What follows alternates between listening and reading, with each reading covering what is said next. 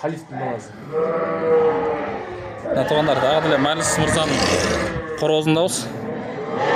Халифтің қозысы хан деген қошқар туғандар. Құлақ 22, машалла. Мына көріністер. Албетте бұны Арашан бағушылар білет. Бағасы келсе туғандар. Хандағы сатылады екен, машалла. Мына көрсеңіздер туғандар.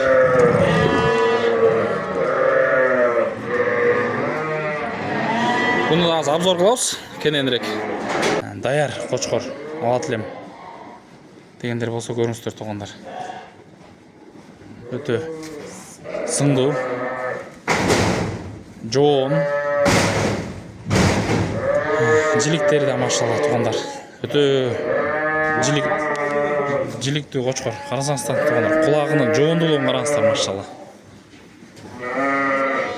Башын чоңдығындағы қайталап қойылым мына туғандар. Қарасаңыздар құлағын.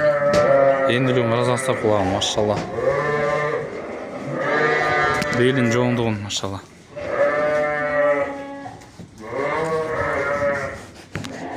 Кімдеген ұшындай светло-рыжий даяр қошқар іздеп жүрген болса туғандар көріңіздер. Мына жүнін қарасаңыздар. Өте қылшық жүнді, таза. Қоңқозын жоғындығын қарастар туғандар. Мына 4 елі таза. Машалла.